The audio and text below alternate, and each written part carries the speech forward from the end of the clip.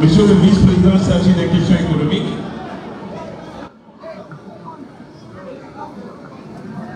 mesdames et messieurs les membres du bureau exécutif, mesdames et messieurs les membres du conseil politique, chers camarades secrétaires fédéraux, distingués invités, c'est toujours difficile de parler derrière M. Abdoulaye Ba parce que c'est un TGV.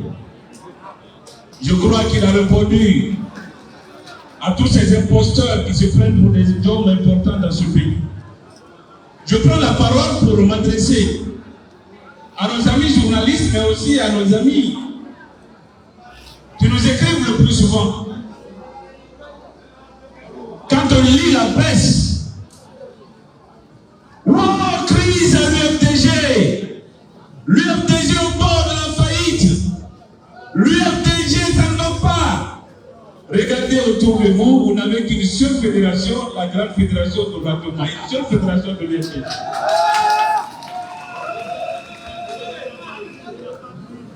Mesdames et messieurs les journalistes, une formation politique c'est comme une association. L'adhésion est libre et volontaire. Lorsque vous voulez adresser et intégrer l'UFDG, vous adressez une lettre officielle au président du parti. Le jour où vous êtes fatigué de vos bacs, vous adressez également une lettre au même président et la direction prend acte, vous partez, personne n'a rien compte à régler avec vous. Adhérer à l'UFDG, c'est obéir à 3 objectifs, comme dans n'importe quelle formation politique d'ailleurs. Vous venez dans une formation politique, lorsque vous acceptez de partager la même vision que ce que vous trouvez à l'intérieur de cette formation politique. Deuxième objectif, c'est décider de respecter les textes de cette organisation, de défendre les textes de cette organisation, de défendre les intérêts de cette organisation, de défendre les positions officielles prises par la direction dirigeante de cette organisation. Aujourd'hui, chers journalistes, ceux que vous prenez pour les modèles, ou que vous estimez qu'ils peuvent faire quelque chose contre l'UFDG, certains ont abandonné leur poste depuis plus de 3 ans. Certains ont eu des marchés avec le CNRD. D'autres ont eu des deals dans le seul but de déstabiliser l'institution politique et d'humilier un homme seul capable aujourd'hui de sortir la Guinée de cette précarité économique et sociale qui n'est autre que l'asile dans l'État. Lorsque vous ne défendez plus les valeurs d'une formation politique, vous ne partagez plus la vision de la formation politique, vous ne pouvez plus défendre l'institution et le leader de cette formation politique, vous ne pouvez plus naturellement appartenir à cette formation politique. Quelqu'un nous rappelait si bien à un moment donné que le mariage forcé est interdit. Il a raison. Je le rappelais lors d'une de mes dernières interventions que dans n'importe quel pays dans le monde, le mariage forcé est un délit prévu et puni par la loi. Lorsque vous arrangez un mariage, peut-être que ça peut marcher, peut-être que ça ne peut pas marcher. Au fur du temps, peut-être que le couple va s'aimer. Mais lorsque le mariage est incestueux, nous sommes tous unanimes que ça ne peut pas aller. Ceux qui se battent aujourd'hui pour déstabiliser l'UFDG, ce sont des homosexuels qui ne peuvent pas cheminer avec nous.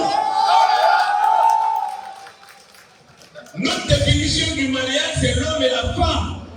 C'est pour dire simplement aux militants et aux sympathisants du parti, la date du congrès est fixée, le vice-président va revenir tout à l'heure là-dessus. Continuez à nous mobiliser, continuez à travailler sur le terrain. Le plus important, c'est notre dynamisme, notre engagement. Aujourd'hui, personne ne peut déstabiliser l'UFDG. Personne ne peut inquiéter l'UFDG. Nous sommes organisés, nous sommes déterminés. Aujourd'hui, notre seul objectif, c'est les élections régulières et imposer la cellule de l'intérieur à cette Kouréa. On peut prendre les armes un jour et faire un coup d'État. Mais on ne peut pas prendre les armes et diriger un pays. À l'UFDG, qui représente la grande majorité aujourd'hui des Guinéens, nous disons non à l'imposture, nous disons non à la confiscation du pouvoir. Ceux qui étaient en conférence de presse hier, je ne reviens pas sur les propos du coordinateur chargé des fédérations de l'intérieur, ils disent que leur vocation, c'est accompagner le général Mamadi Doumbouya dans la dynamique de la confiscation du pouvoir. À l'UFDG, notre vocation, c'est la conquête et l'exercice du pouvoir politique. À partir de ce moment, vous comprenez aisément que c'est impossible de cheminer avec eux. Ils n'ont pas de temps à perdre, nous n'avons pas de temps à perdre. S'ils pensent qu'ils sont suffisamment forts, il y a eu certains avant eux. L'UFDG est né de la contestation. C'est avant, c'était l'UFD. Certains ont estimé qu'ils étaient plus forts. Ils ont commencé à attaquer la formation politique, ça a créé des problèmes, la justice est intervenue. Mais puisque la justice ne peut pas vous intégrer dans une formation où les gens ne veulent pas de vous, puisque vous êtes des guerres, au-delà de votre responsabilité de prendre votre destin en main, créer une autre institution politique et avancer. À l'UFDG, nous sommes sur la bonne voie. L'objectif reste l'élection de l'Indalo à la magistrature du peuple de l'Indalo.